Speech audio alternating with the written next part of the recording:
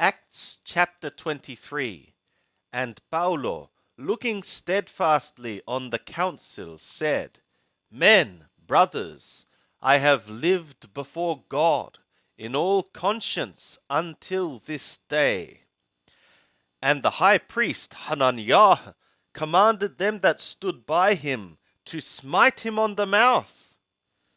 Then said Paulo to him, God shall smite thee, thou whited wall! And sittest thou to judge me according to the law, and commandest me to be smitten contrary to the law? And they that stood by said, Revilest thou the God's high priest? And Paulo said, I knew not, brothers, that he who commanded was high priest. For it is written, Thou shalt not speak evil of a ruler of thy people. But when Paulo perceived that the one part were Thadduqaya and the other Perishaya, he cried out in the council, Men, brothers, I am a Perishai, a son of Perishaya. Concerning a hope and a resurrection of dead ones, I am called in question. And when he had so said, there arose a dissension between the Perishaya and the Thadduqaya, and the assembly was divided. For the Thadduqaya say there is no resurrection, neither messenger nor spirit, but the Perishaya confess both resurrection and spirits. And there arose a great clamour, and some of the scribes of the Perishaya part stood up and strove, saying, We find no evil in this man, and what if a spirit hath spoken to him, or a messenger? And when there arose a great dissension, the chief captain, fearing lest Paulo should be torn in pieces by them, commanded the soldiers to go down and take him by force from among them, and bring him into the castle.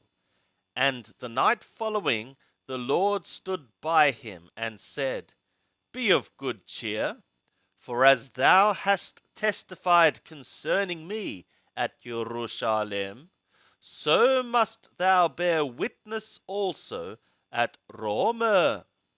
And when it was day, the Yehudim banded together and bound themselves under a curse, saying that they would neither eat nor drink till they had killed Paulo. And they were more than 40 that made this conspiracy. And they came to the chief priests and the elders and said, We have bound ourselves under a great curse to taste nothing until we have killed Paulo.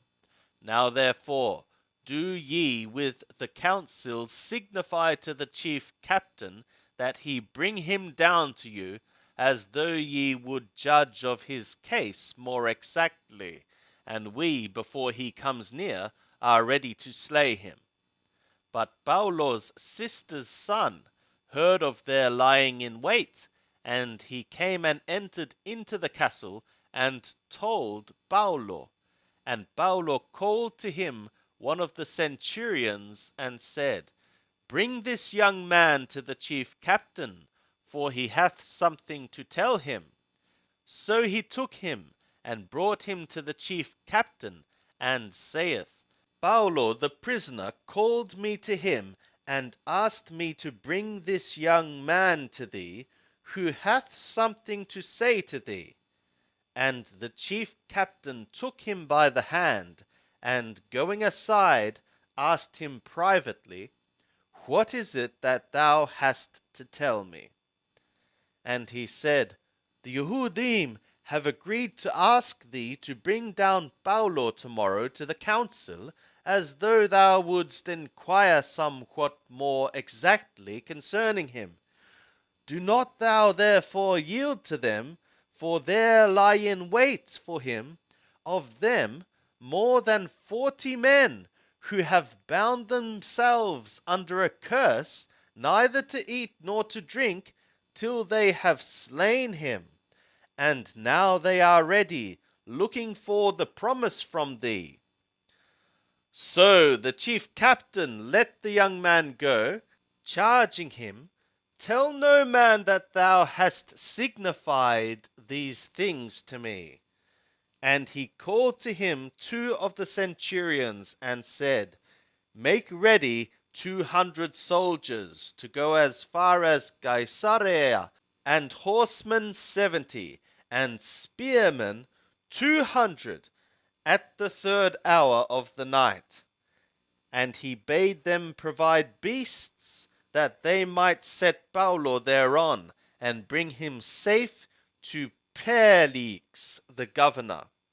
And he wrote a letter after this form: Claudio Lucius, to the most excellent governor Perlix, greeting. This man was seized by the Yehudim, and was about to be slain of them, when I came upon them with the soldiers, and rescued him, having learned that he is Romayo. Desiring also to know the cause for what reason they accused him, I brought him down to their council, whom I found to be accused about certain questions of their law, but to have nothing laid to his charge worthy of death or of bonds.